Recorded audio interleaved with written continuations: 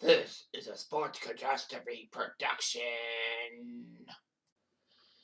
Hey there, Heather, ho there. It's Jeff Cutter Diamond. Welcome me to another sports catastrophe on this day. And on this day, August the 3rd, more than a century ago, in 1921, it was official. The Black Sox scandal would end with 8 players being booted for their misdeeds in the 1919 World Series issues. So let's get some context on the Black Sox scandal. It's 1919. The Chicago White Sox were 2 years removed from a World Series title in 1917.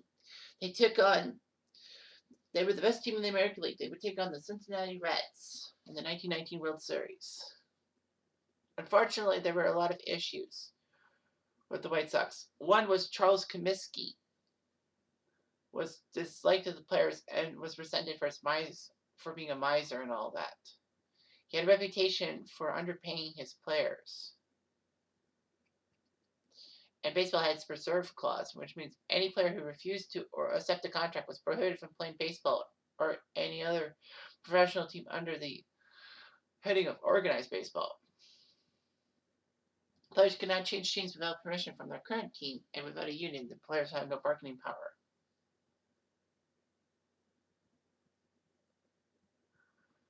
The White Sox actually had the largest team payroll, but they could still be coursed by gamblers. The White Sox clubhouse was in 2 factions. The Clean Sox were members like Eddie Collins, Ray Schalk, Red Fravor, Dickie Kerr.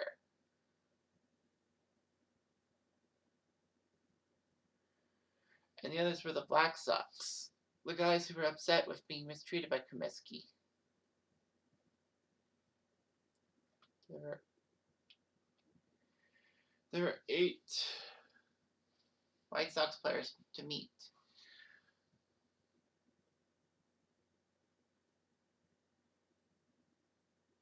Anyway,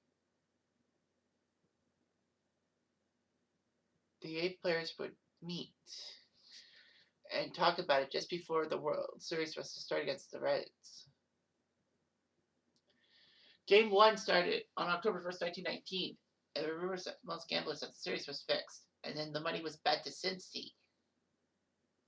So Cincy got a lot of money for it, and the odds against them would fall rapidly. Many people figured that something was questionable. The Philadelphia Bulletin published a poem which was ironic. Eddie Cicotti did throw a strike with the first pitch, but then on a second pitch he struck the leadoff hitter of Cincy in the back. A pre-race signal confirming the fix is in.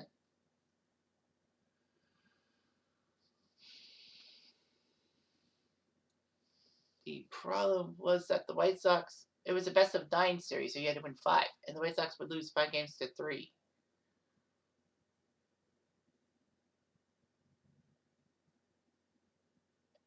Anyway, after Game 5, when the Black Sox were screwed out of money, they said, "Screw it, we're going to win this series clean." So they won Game 6 and 7 to make it close, 4 games to 3. Unfortunately, in Game 8, the mobsters were upset and decided to make threats of violence against players and family members. And the White Sox lost Game 8. Anyway, the players involved took more than $5,000, equivalent in 2021 money to $78,000, and Gandil took the highest amount, $35,000 in 1919, but in 2021 it equates to $547K. There were rumors of a fix that dogged the White Sox throughout the 1920 season as they were trying to win the AL pennant. But the fallout from a grand jury was to talk about a fix with the Chicago Cubs, not the White Sox. I don't know who's trying to call me.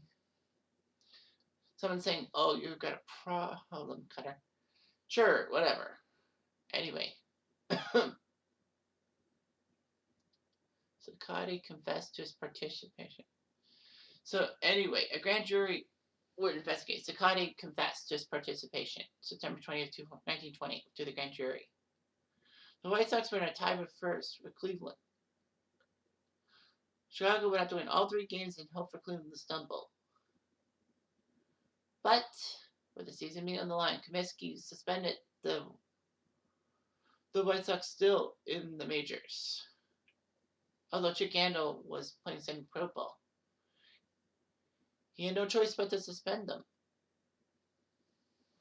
And, at least Comiskey did the right thing in that. The grand jury had a decision. October 1920. 8 players and 5 gamblers were implicated. There was 9 counts of conspiracy to defraud. The 10 players not implicated in the gambling scandal, as well as manager Kit Gleason, was given bonus checks of $1,500 at the time, and which would be about $20,300 in today's cash. All that by Comiskey. So the trial happened June 27, 1921. Had to be delayed because 2 defendants were ill.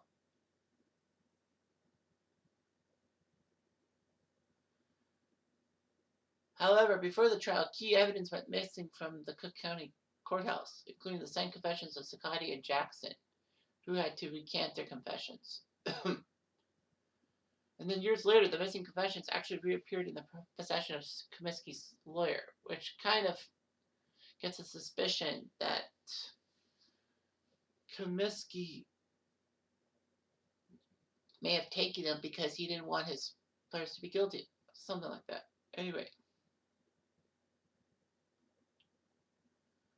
Anyway, there was a lot of things happened. Jury selection took a while. July 18th, the trial testimony began.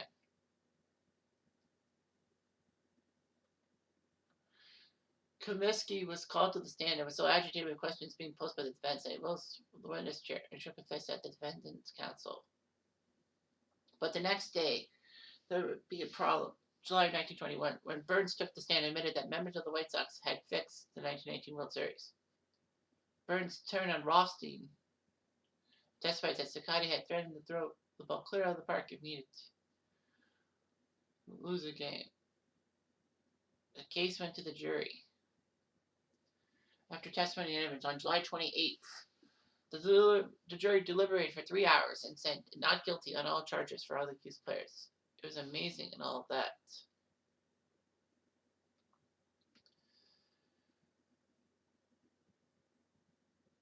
However, despite being not guilty, Judge Kennesaw Landis, the first commissioner, said that they were guilty of putting the sport of baseball into disrepute. So he used his powers to put the 8 accused players on an ineligible list, which meant they will be suspended indefinitely from all organized professional baseball, but not from semi-pro farm-starting teams.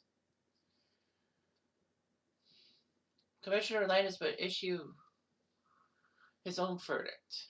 Regardless of the verdict of juries, no player who throws a ball game, no player who undertakes or promises to throw a ball game, no player who sits in confidence with a bunch of cricket ball players and gamblers, where the ways and means of throwing a game are discussed and does not promptly tell his team about it, will ever play professional baseball.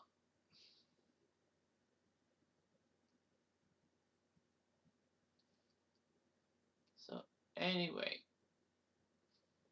Comiskey had to give them an unconditional release and all that. So the 8 players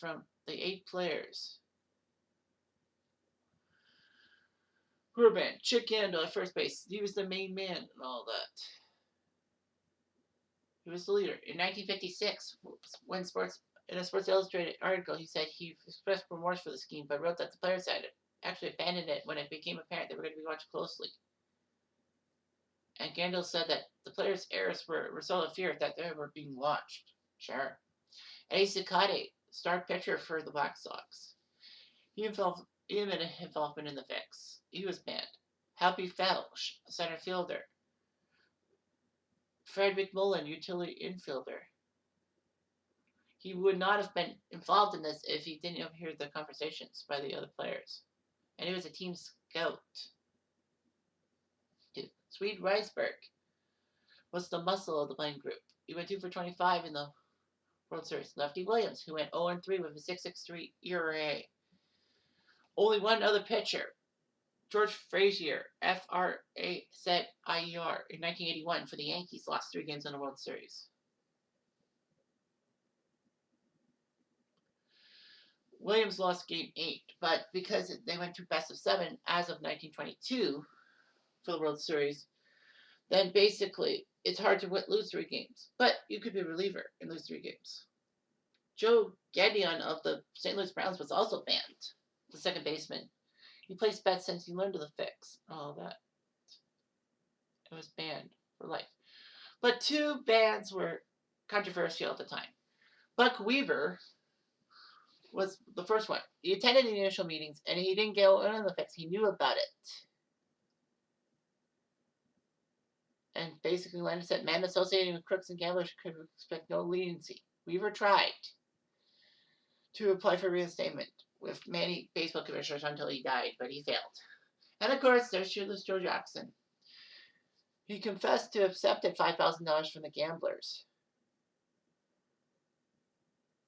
And he was told that he would get $20,000 cash to find him in equal payments. Jackson said that he played to win the entire series and did nothing on the field to throw any games in any way. It's hardly debated if he was telling the truth or not. But if you look at Shoeless Joe Jackson's stats in the 1919 World Series, he did pretty well. He even did better than Eddie Collins, who was one of the clean Sox, the clean players. So yeah, it was kind of weird. His stats say he was not in on the fix, but who knows? So Joe Jackson got bit hard. He was one of the best hitters in the 1910s, and he couldn't believe it. All that. A lot of people said that the players said that Shoeless Joe Jackson was innocent. They added his name to get credibility with the gamblers. All that. Yeah, it was just shocking and all that. He had a .375 batting average, which led either team, Reds or Tri-Sox, and got the only home run. He threw out 5 base runners and didn't get an error and all that. It was, in general, and he had 6 RBIs. Like, you know, he could have been the hero and all that.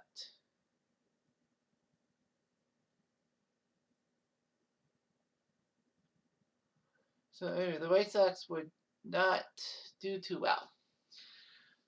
They crashed all the way to last place and would not be a factor for a pennant race till 1936. They would have to wait till 1959 to win another AL pennant. But they lost the World Series to the LA Dodgers. And in 2005, they finally won the World Series.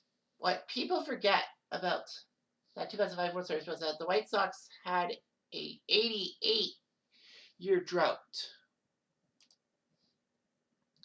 with the World Series. And Boston's slump was only 86 years with the curse of the Bambino. The curse of the Black Sox may have been big, but people forget that the Chi Sox had a longer World Series drought than Boston. But they broke it in 2005, so all is well. Was Shoeless Joe Jackson innocent? Well, I'm not sure. I think he probably took money, but he played his best to win.